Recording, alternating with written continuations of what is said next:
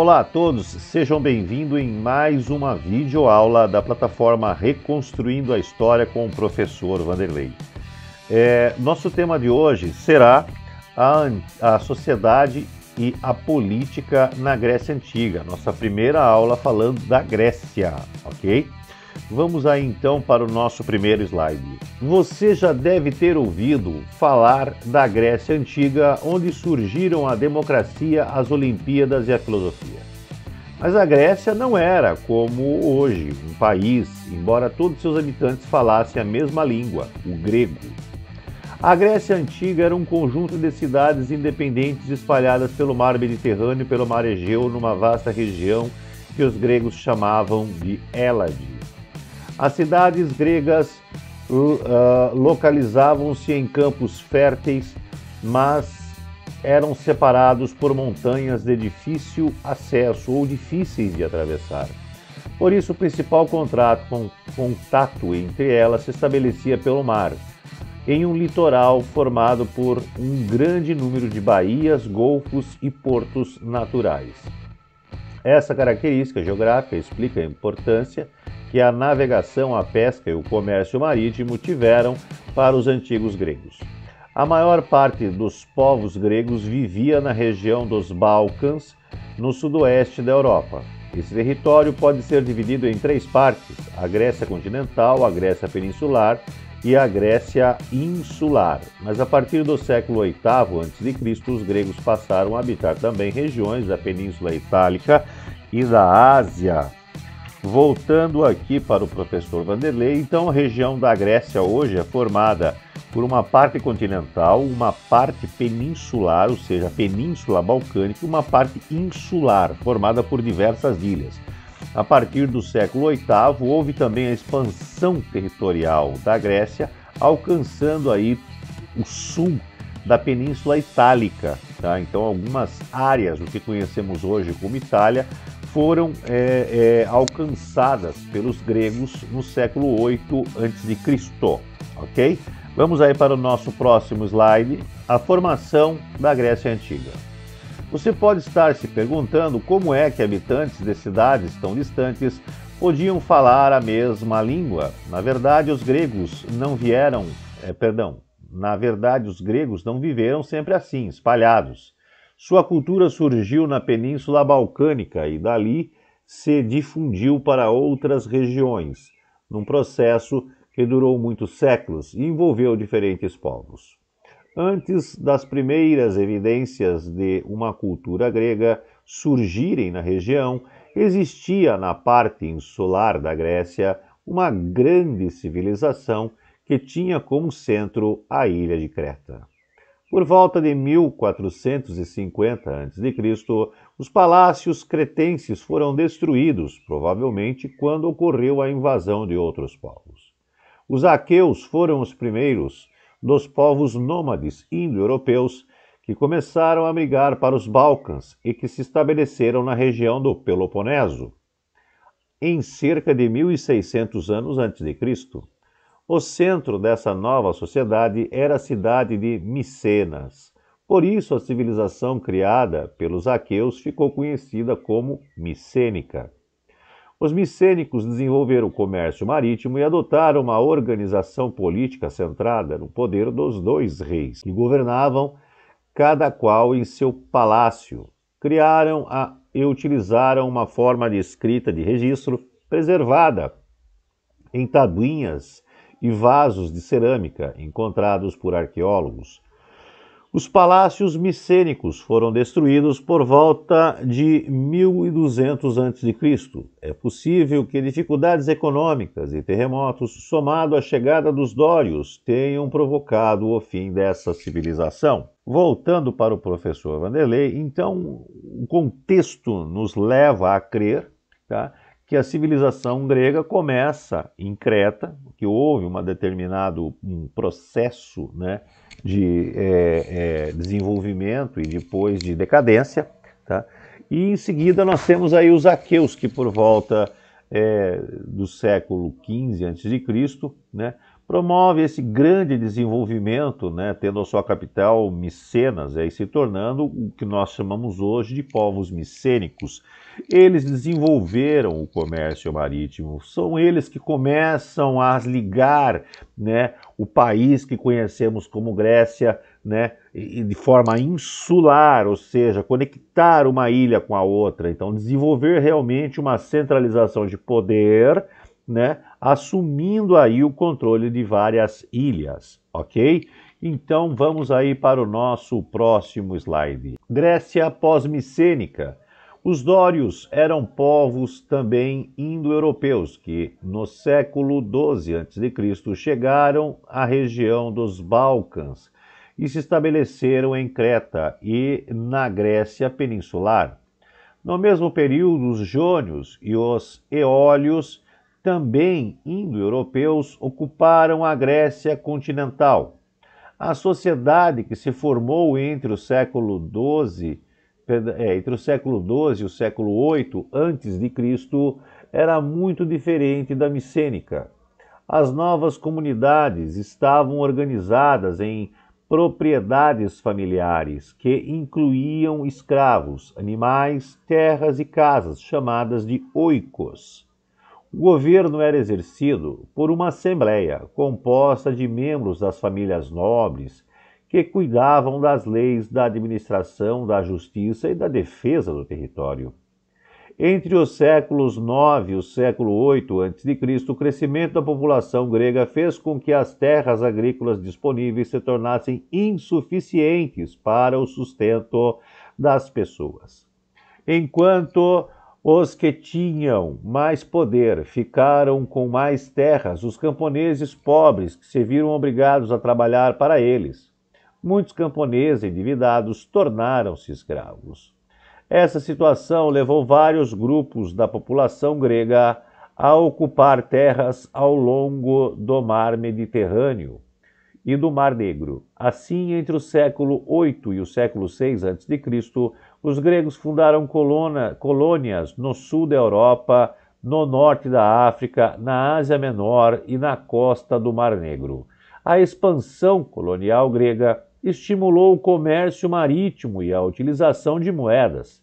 Além de provocar o fenômeno da colonização, o crescimento da população grega também estimulou as trocas comerciais e o aparecimento de várias cidades na Grécia, isoladas umas das outras, chamadas de polis pelos gregos, polis no plural.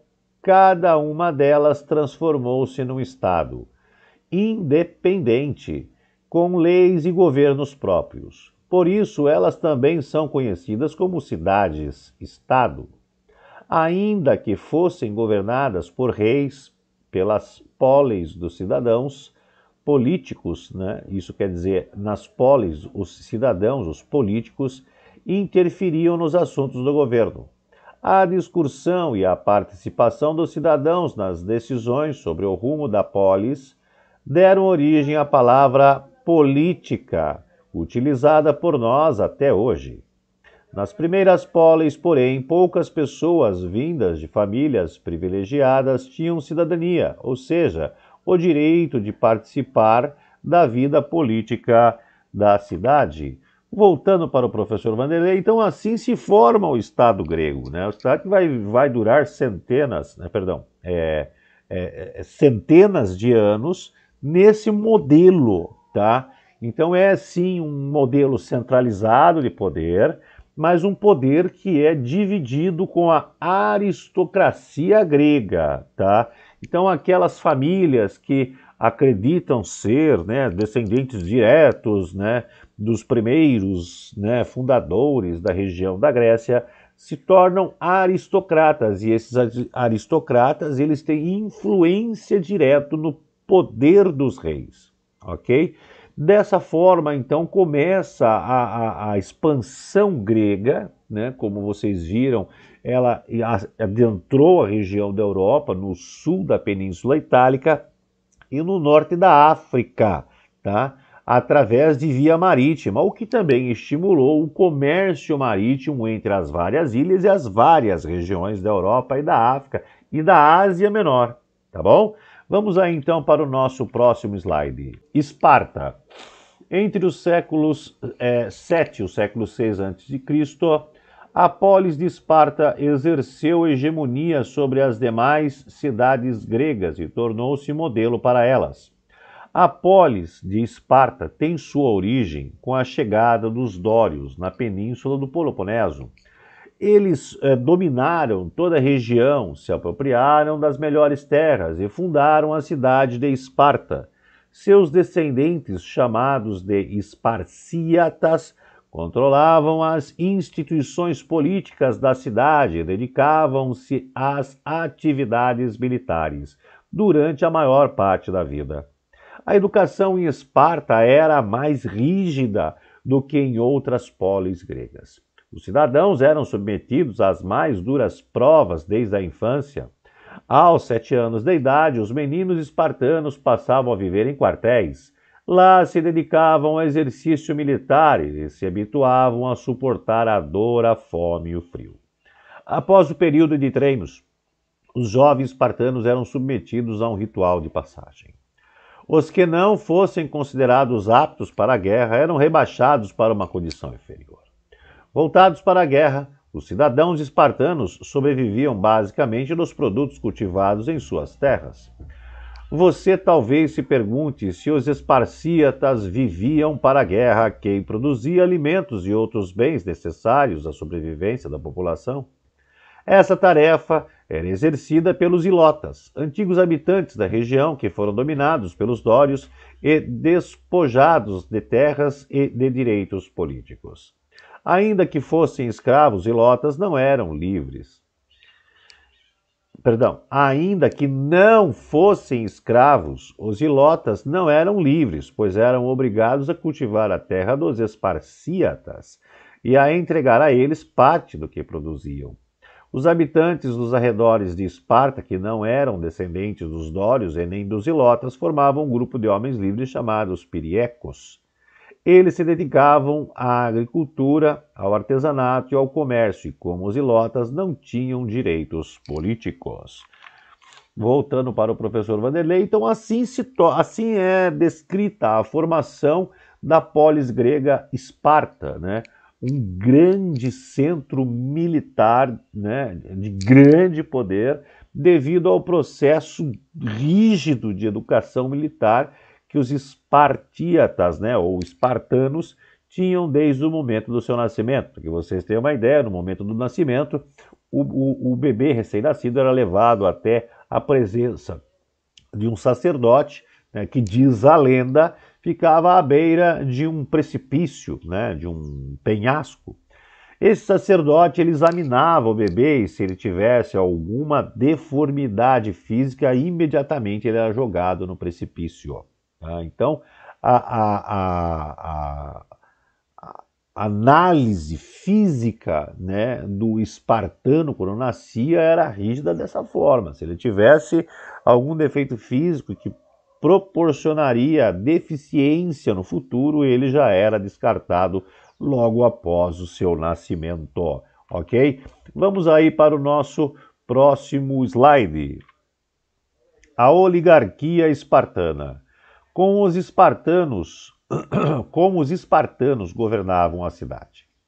Em Esparta, apenas os esparcíatas tinham direitos políticos e somente os membros das famílias mais importantes podiam ser eleitos para as funções de comando. Por isso, o regime político de Esparta é chamado de oligárquico, óligos, poucos, archeion, governo. Esparta, ao contrário de outras cidades gregas importantes, preservou a monarquia. Na cidade, 2 reis comandavam o exército e cuidavam das tarefas sacerdotais. As leis eram formuladas pela gerúsia, um conselho formado pelos 2 reis e por 28 cidadãos com mais de 60 anos. O comitê de 5 cidadãos, os éforos, era eleito todo ano pela Assembleia para supervisionar atividades políticas e julgar crimes importantes. Os cidadãos maiores de 20 anos podiam participar da Ápela, assembleia que se reunia periodicamente para votar as leis propostas pela gerúsia. Mas o poder da Assembleia era limitado. Quem comandava a cidade, de fato, eram os 2 reis e os 28 anciãos da Jerúsia, que tinham o poder de rejeitar as decisões da Assembleia caso decidisse que os cidadãos tinham votado de maneira incorreta. Voltando aqui para o professor Vanderlei, então assim era formado, né, o conselho político que comandava toda a gestão da cidade, tá? São 2 reis, não com poder absoluto, porque os 22 componentes da Jerúsia, né, tinham influência direta nas decisões. Dessa forma, a sociedade espartana se desenvolveu ao ponto de expandir seus domínios a outras cidades e estados de Esparta, perdão, da Grécia, tá bom? Vamos aí para o nosso próximo slide. Atenas. Enquanto Esparta se estruturava como uma sociedade oligárquica e fortemente militarizadas, mais ao norte, na região da Ática, a polis de Atenas desenvolveu um modelo de cidade bem diferente. Até o século IV a.C., Atenas foi governada por uma aristocracia de grandes proprietários rurais, que elegiam entre si magistrados encarregados de comandar o exército e fazer cumprir as leis. Os aristocratas também possuíam muitos escravos, em sua maioria prisioneiros de guerra e seus descendentes. Trabalhando nas minas, na agricultura, no artesanato e nas tarefas domésticas, os escravos possibilitavam que os homens ricos e livres se dedicassem à política e ao ócio. A maioria da sociedade ateniense era composta de camponeses, artesãos e comerciantes. Havia ainda os metecos, como eram chamados os estrangeiros e seus descendentes.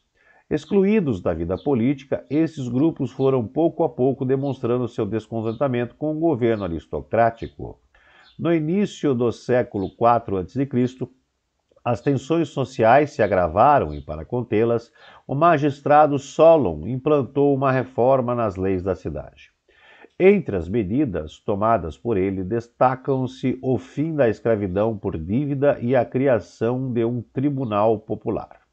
Solon também instituiu uma assembleia chamada Eclésia, da qual podiam participar todos os cidadãos atenienses maiores de 18 anos, e a Bulé, um conselho de 400 homens eleitos que preparavam as leis votadas pela Assembleia.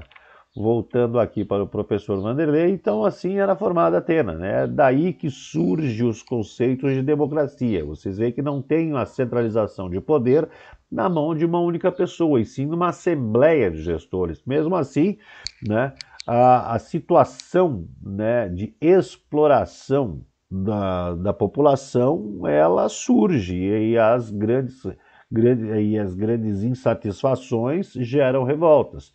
Assim, Solon tentou apaziguar os ânimos, né, produzindo alguns efeitos através de novas características e regras dentro da sociedade. Tá bom? Então, vamos aí para o nosso próximo slide.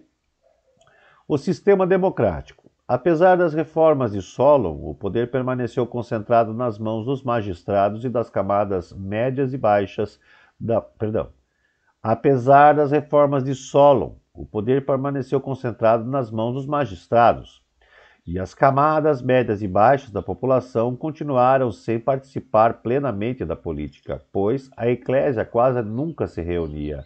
Assim, as reivindicações da população ateniense continuaram, e logo foram conquistadas novas mudanças na organização da polis.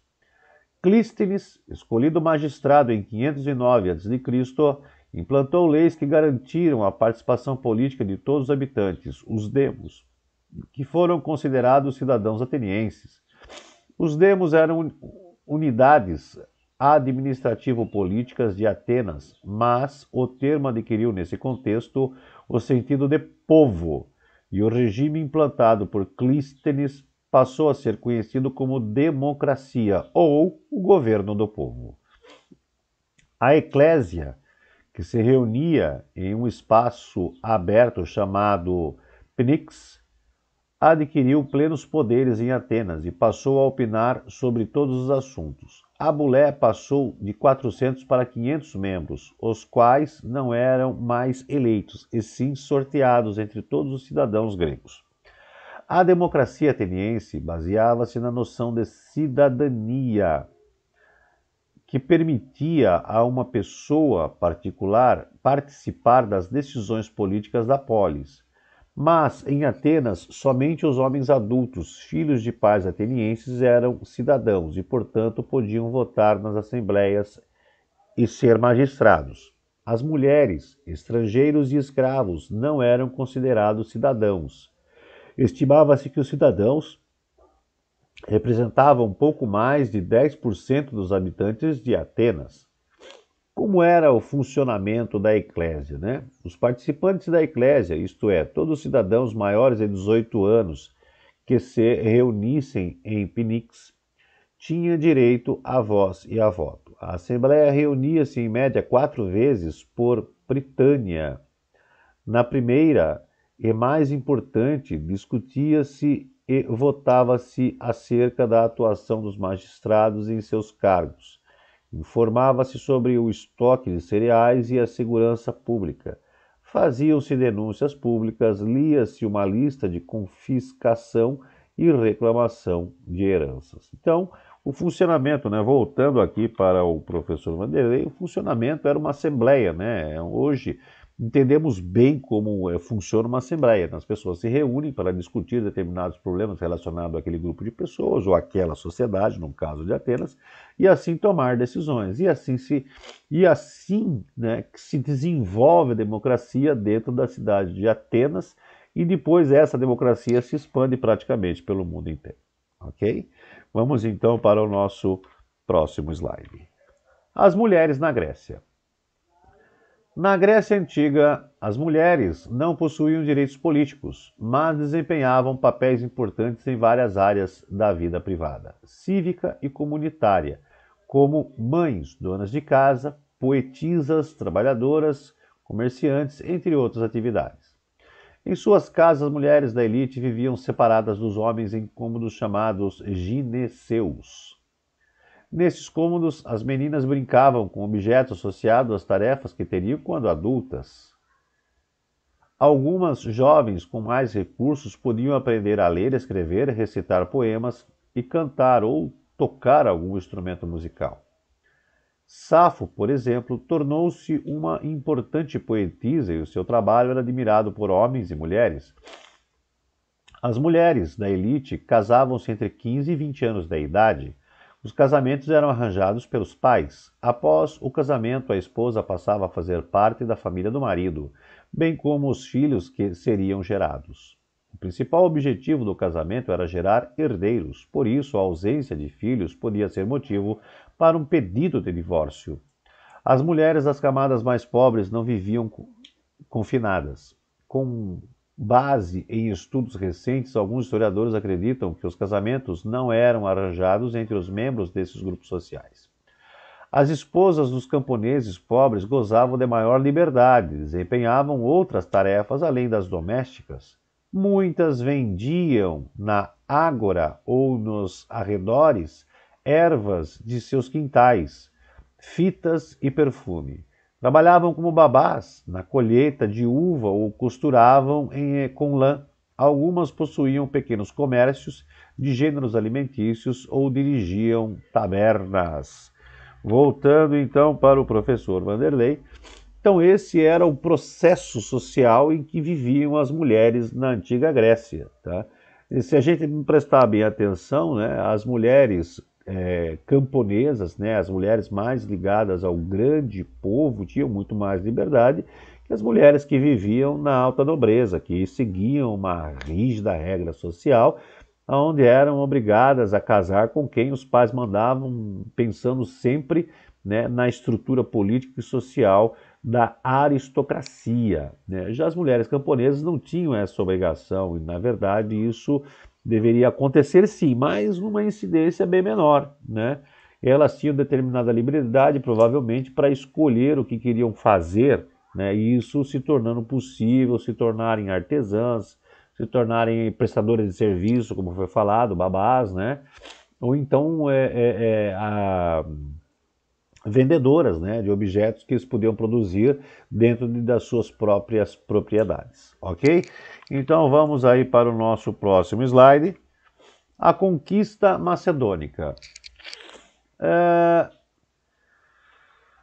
Vimos que no século VI a.C., este povo dominava um vasto império que abrangia o Oriente Médio, o Egito e a Mesopotâmia em toda a região da Ásia Menor, que incluía polis como Mileto e Éfaso.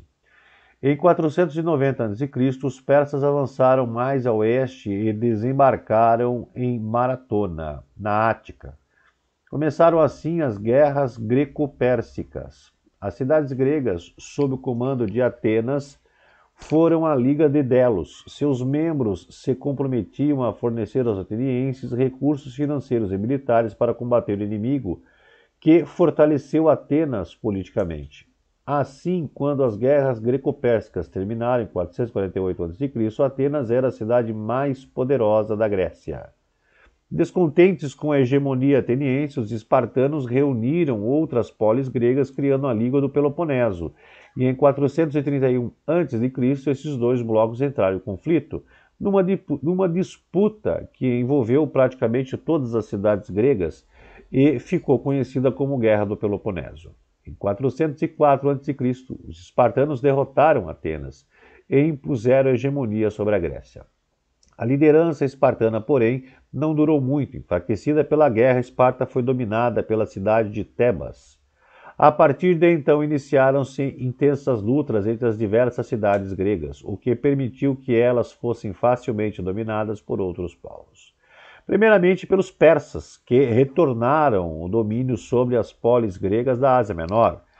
Em 338 a.C., os macedônicos, comandados pelo rei Filipe II, conquistaram toda a Grécia continental e entraram em guerra contra os persas para expulsá-los da Ásia Menor.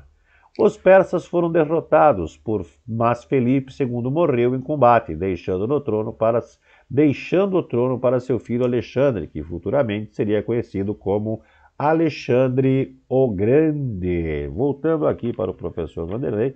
Então vocês viram que, devido à estrutura social e política da Grécia, né, por ela não ser unificada, né, ela entra em conflito interno. Esse conflito interno, né, gera enfraquecimento das várias cidades em si, né, tornando mais fácil a invasão de povos que têm o poder centralizado, né? Primeiro os persas, depois os macedônicos. Aí, com Alexandre o Grande, então, a Macedônia consegue controlar a Grécia, a Pérsia, a África, o Oriente Médio, e aí vai longe, né? Aí é uma história que a gente vai desenvolver aí futuramente, ok? Vamos então aí para o nosso próximo slide. A cultura helenística. Alexandre o Grande, preservou o império fundado por seu pai e ampliou seus domínios, conquistando o Oriente. Após 11 anos de batalha, dominou a Síria, a Palestina, o Egito, a Mesopotâmia, a Pérsia e a Índia. A vastidão de seu império o levou a se tornar conhecido como Alexandre o Grande. Por onde passou, Alexandre submeteu os povos locais e fundou novas cidades, mais de 30 delas batizadas de Alexandria. O objetivo do imperador macedônico era transformar as cidades em grandes centros de difusão cultural. Muitos soldados gregos e macedônicos se fixaram nas regiões conquistadas. Ali difundiram o grego, que se tornou a língua oficial do império, embora as populações locais continuassem a falar os seus idiomas. Também construíram templos, ágoras e ginásios bem parecidos com os das cidades gregas. A síntese da cultura grega com a dos povos do Oriente conquistado por Alexandre deu origem à cultura helenística, Hellesian, aquele que fala e vive como os helenos. O centro dessa cultura era a cidade de Alexandria, no Egito. Ali foi construída a maior biblioteca da antiguidade, o museu e o famoso farol de Alexandria, que de tão grande podia ser avistado pelos navegantes a mais de 50 quilômetros de distância. Outro destaque da Grécia do período helenístico foram as estátuas como reproduzidas acima. Podemos perceber que a obra é bem mais realista que as esculturas gregas de épocas anteriores. Isso porque a intenção do artista desse novo período era representar o ser humano nas suas emoções, dores e angústias. Muito bem, então adentramos aí na cultura helenística, é um ponto crucial da história cultural da nossa sociedade humana, tá? Onde traz um modelo, né, cultural, artístico, muitos detalhes que representam principalmente o ser humano em todos os seus sentidos, tá? Tanto na parte da alegria, da tristeza, da dor, da angústia, né? E demonstram esse processo dentro de um sentido que, através da mitologia, a gente consegue identificar esses sentimentos, tá? Vamos falar da mitologia? Não, da mitologia é na próxima aula. Não percam a próxima aula, que vai falar sobre a mitologia grega, ok? Um grande abraço a todos e até o nosso próximo encontro aqui na plataforma Reconstruir a História com o professor Vanderlei. Até lá e um grande abraço!